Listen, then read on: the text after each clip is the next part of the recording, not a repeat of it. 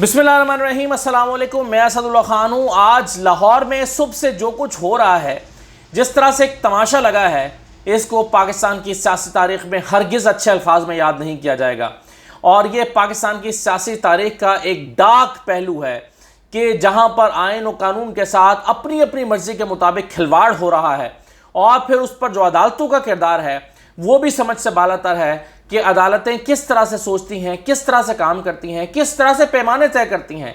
एक दरख्वास्त को अर्जेंट नोटिस की दरख्वास्त करार देकर उसी दिन निपटाया जाता है और दूसरी दरख्वास्त को तारीख देकर लटका दिया जाता है। ये सब क्या हो रहा है, कैसे हो रहा है, क्यों हो रहा है, इसका जवाब शायद तारीख के और आँख में तलाश करने की कोशिश की जाए। लेकिन बहरहाल इस सारे मंसूबे का स्क्रिप्ट जिससे भी लिखा है, वैसे तो मुझे लगता है कि अब जो कुछ हो रहा है ये स्क्रिप्ट भी रोज़ाना अपडेट होता है, क्योंकि जिस तरह से स्क्रिप्ट प्लान किया गया उसके मुताबिक चूंकि चीज़ें नहीं हो रही, और उसके बाद ये जो स्क्रिप्ट है इसके अंदर रोज़ाना चूंकि नए चैप्टर्स शामिल करने पड़ रहे हैं, तो ये एक अजीब सा नॉवेल बन गया है जिसमें कुछ न लिखारी को समझ आ रही है कि कहाँ हालात किधर को जा रहे हैं, न किरदारों को समझ आ रही है कि हालात किधर को जा रहे हैं। आप देखिए हुआ क्या है। एक लाहौर हाई कोर्ट में हमजा का हल्फ करवाने के लिए दरख्वास्त थी। वो दरख्वास्त एक मरतबा आई, दूसरी मरतबा आई, तीसरी मरतबा आई, और फिर जब उस पर अमल दरामद नहीं हो रहा था और गवर्नर पंजाब कहते थे कि ये गैर कानूनी इंतखाब है, मैं चूंकि इंतखाब हुआ ही नहीं है, मैं इस इंतखाब का हल्फ नहीं ले सकता। लाहौर हाई कोर्ट के पास मामला आता है। लाहौर हाई कोर्ट क्या करती है, कल ये मामला आया, दरख्वास्त आई, एतराज़ लगा, फ़ौरन दूर हुआ, एक जज के पास गई, उन्होंने सुनने से माजरत की, दूसरे जज के पास चली गई। जुम्मे का टाइम था, जुम्मे का टाइम जो है वो जुम्मे के बाद समाअत हुई, सेम डे फैसला आ गया और कहा गया कि कल 11:30 बजे स्पीकर कौमी असम्बली हल्फ लेंगे। यानी दिन भी बता दिया गया, वक्त भी बता दिया गया और बंदा भी मुकर्रर कर दिया गया कौन हल्फ लेगा। ठीक है, चलें, अदालत का फैसला था, सर आंखों पर सबने इसको तस्लीम किया। लेकिन साथ ही साथ पाकिस्तान तहरीक इंसाफ की भी ये उनका हक था कि वो इंट्रा कोर्ट अपील में जाते, और चूंकि अर्जेंट नोटिस का मामला था इसलिए उन्होंने रात को ही बैठ के ये इंट्रा कोर्ट अपील तैयार की और सुबह सवेरे इसको फाइल कर दिया। अब 9:30 बजे ये जो है वो अपील फाइल होती है, उस पर इब्तदाई तौर पर एतराज़ लग जाता है कि जी आपके कागज़ में फलां चीज़ कम है, एक स्टाम्प पेपर ये कम है, वो कम है, या आपने पैसे पूरे जमा नहीं कराए। उन एतराज़ात को दूर करके 11 बजे तक जो है वो एतराज़ात दूर कर दिए जाते हैं और फाइल तैयार हो जाती है, बेंच बन जाता है। जाहिर है लाहौर हाई कोर्ट के लिए ज़रूरी था कि वो छुट्टी के दिन अदालत खोले, क्योंकि उस पर पहले ही ये इल्ज़ाम है कि जी वो एक मखसूस ख़ानदान के लिए तो या उनकी पार्टी को रिलीफ देती है, इनके लिए नहीं देती।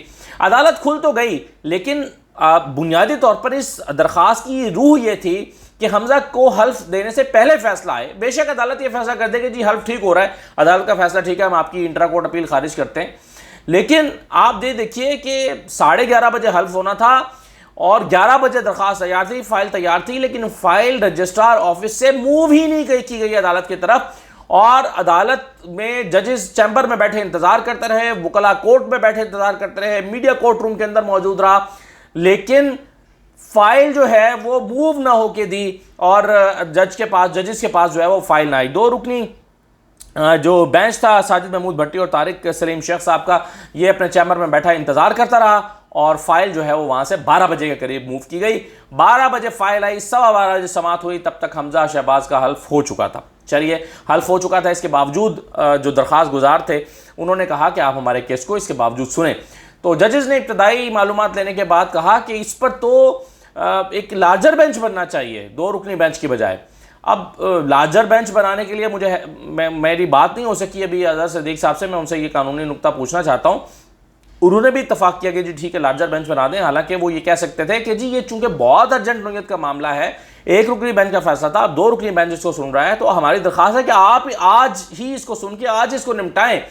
ये दरख्वास्त पता नहीं किस हिकमत के तहत अजहर सिद्दीक साहब ने नहीं की है, कोई कानूनी वजह होगी, इसमें मैं पूछूंगा उनसे। लेकिन यह है कि लार्जर बेंच बनाने का फैसला हो गया और चीफ जस्टिस को भिजवा दी गई कि जिस पर लार्जर बेंच बना जाए।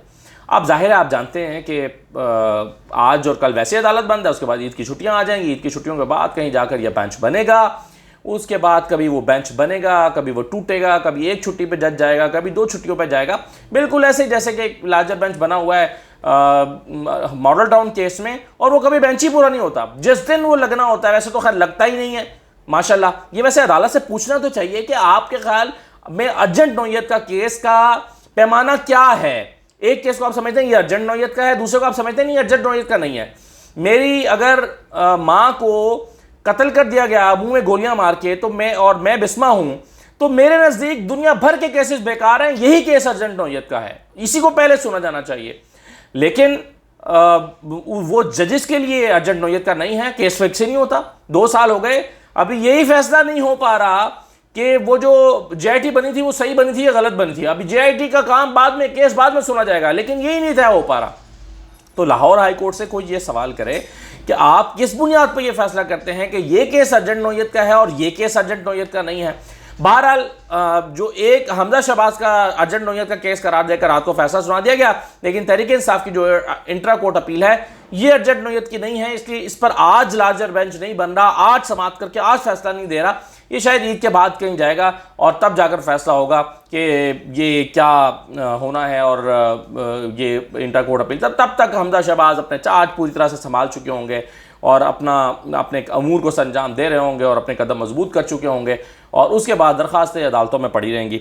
एक और दरख्वास्त भी तैयार की गई हमजा शहबाज का बतौर वज़ीर आला पंजाब, हलफ रुकवाने के लिए भी एक दरख्वास्त तैयार की गई है, जो नोटिफिकेशन रुकवाने के लिए, हलफ रुकवाना तो चले वो तो गुजर गया, उसके बाद इसका नोटिफिकेशन रुकवाने के लिए दरख्वास्त तैयार की गई कि जी ये भी एक दरख्वास्त हमारी सुने कि चलें अब इनका हलफ हो गया, इनका नोटिफिकेशन आओ। लेकिन जैसे ये दरख्वास्त तैयार होने की खबरें आई, फौरी तौर पर नोटिफिकेशन की भी खबरें थोड़ी देर में आ गई कि नोटिफिकेशन हो गया हमजा का, और उस्मान बुज़ार का जो है वो डी नोटिफाई भी कर दिया गया बतौर निगरान वज़ीर आला।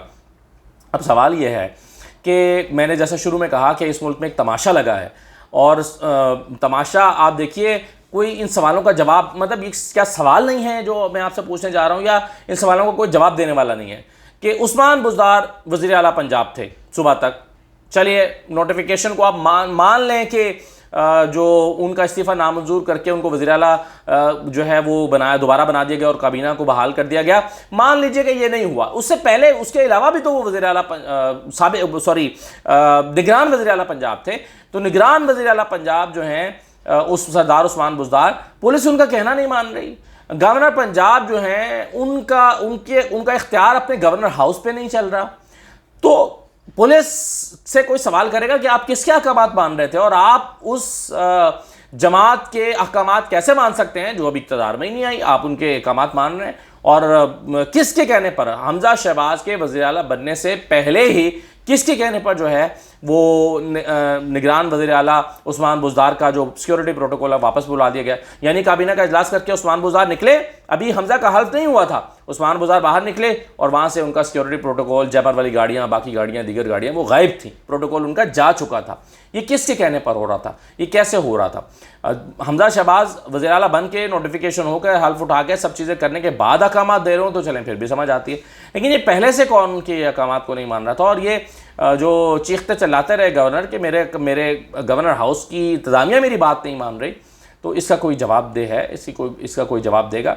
तो मैंने कहा कि तमाशा लगा है पाकिस्तान में सुबह से, और पाकिस्तान की जब सियासी तारीख़ लिखी जा रही होगी तो इसको एक मुज़हिका खेज़ चीज़ों के तौर पर याद किया जाएगा। इसकी जिम्मेदारी मुख्तलिफ लोग मुख्तलिफ चीज़ पर डालेंगे। कोई डालेंगे पाकिस्तान तहरीक इंसाफ पे, अदालत का फैसला नहीं माना, कोई कहेंगे कि अदालत का फैसला गैर कानूनी था, हम उसको नहीं मान सकते थे, और अदालत के फैसले को गैर कानूनी कराने के लिए जो इंट्रा कोर्ट अपील थी उसको आज सुना ही नहीं गया।